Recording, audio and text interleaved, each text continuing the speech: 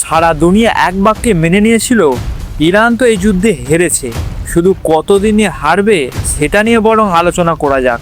কিন্তু যুদ্ধের প্রায় 1 মাস পর আপনি যদি যে কোনো পশ্চিমা মিডিয়ার টপ শো দেখেন, সেখানে আলোচকরা এক বাক্যে বলে দিচ্ছে বল এখন ইরানের কোর্টে।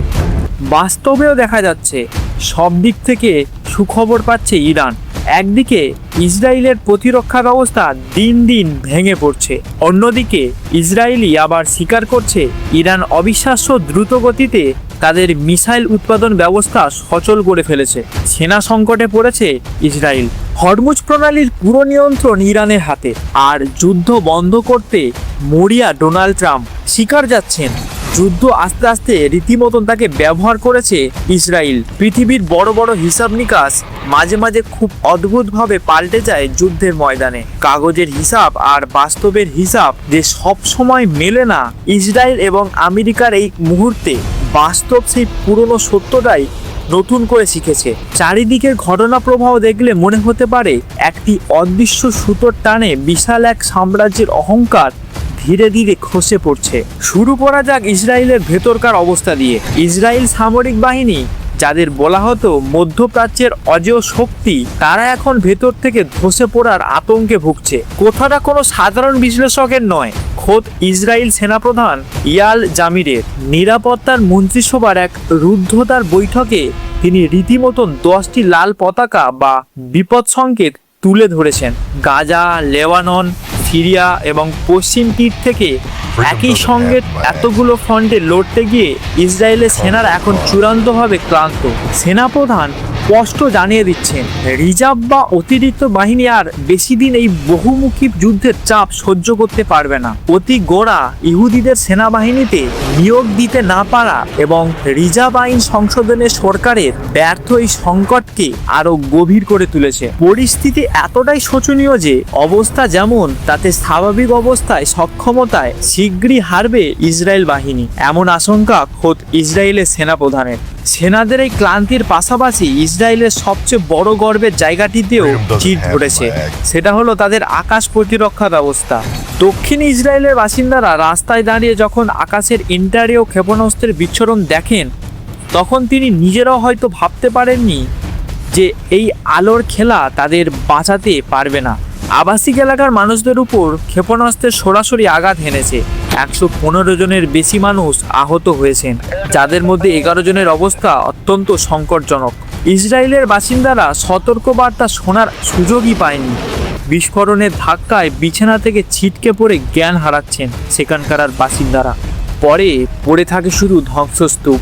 ইসরায়েল সেনাবাহিনীর মুখপাত্র লেফটেন্যান্ট কর্নেল নাগাত সোনানি দাবি করেছেন যে তাদের প্রতিরক্ষা ব্যবস্থা 92% সফল, কিন্তু দিবোনার মতন পারমাণবিক স্থাপনা থাকা শহরে এই বাকি 8% ব্যর্থতা যে কতটা ভয়াবহ হতে পারে তা বলার অপেক্ষা রাখে না।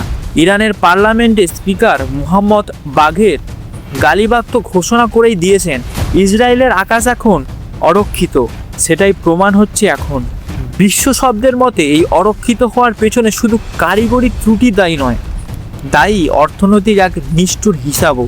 ইসরায়েলের একটি আরোগ্য ক্ষেপণাস্ত্রের দাম প্রায় $30 লক্ষ, ডেভিড স্প্রিংয়ের দাম প্রায় $7 লক্ষ, আয়রন ডুমের প্রতিটি ইন্টারসেপ্টরের খরচ $50,000 থেকে $70,000, যেখানে ব্যাকআপ হিসাবে থাকা মার্কিন থার্ড ব্যবস্থার একটি ইন্টারসেপ্টরের দাম প্রায় $1.5 কোটি।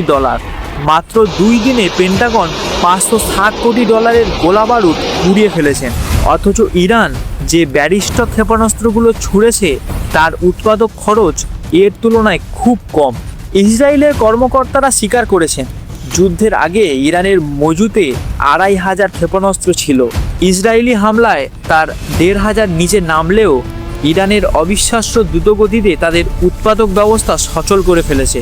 ইসরায়েলের পক্ষে একযোগে 3 থেকে 5,000 ক্ষেপণাস্ত্র আঘাত সামলানো অসম্ভব। শুধু ইসরায়েলি নয়, ইরানের এই নতুন শক্তির আজও সরাসরি লেগেছে আমেরিকার গায়েও।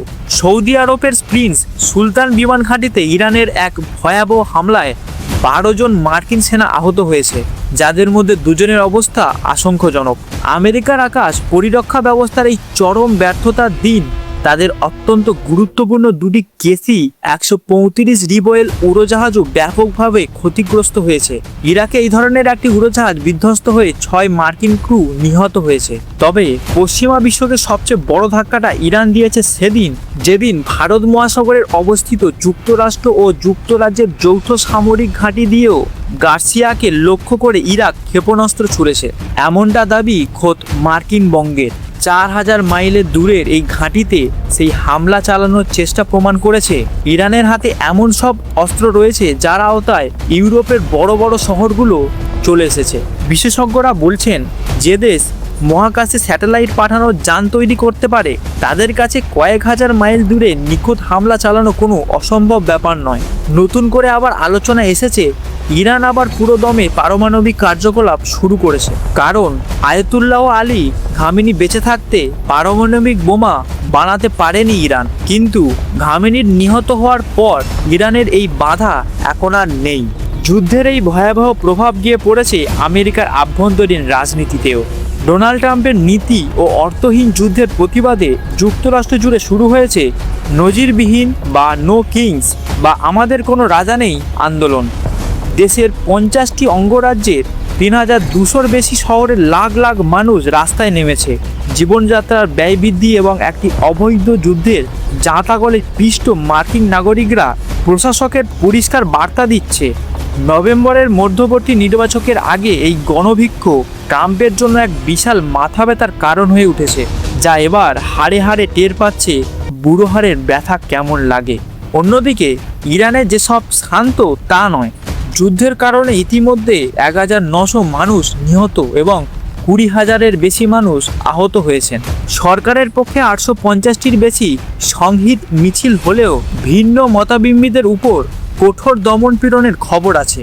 সব মিলিয়ে পরিস্থিতি যখন খাদের কিনারায়, তখন সমাধানের একটি ক্ষীণ আলো দেখাচ্ছে কূটনৈতিক টেবিলে। আর এই পুরো প্রক্রিয়ার কেন্দ্রবিন্দুতে পরিণত হয়েছে পাকিস্তান। দেশের প্রধানমন্ত্রী শাহবাগ সাফিরের সঙ্গে ইরানের প্রেসিডেন্ট প্রায় 1 ঘন্টা ফোনালাপ করেছেন।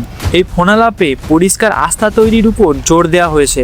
যুদ্ধের ময়দানে অহংকার খুব দ্রুত ধুলোয় মিশিয়ে যায়। যে ইসরায়েল আর আমেরিকা ভেবেছিল ইরানকে চোখের পলকে গুড়িয়ে দেবে, তারা আজকের নিজের অভ্যন্তরীণ সংকটে, প্রতিরক্ষা ব্যবস্থার ফাটল এবং অর্থনৈতিক রক্ষণাবেক্ষণের সামনে দিশেহারা।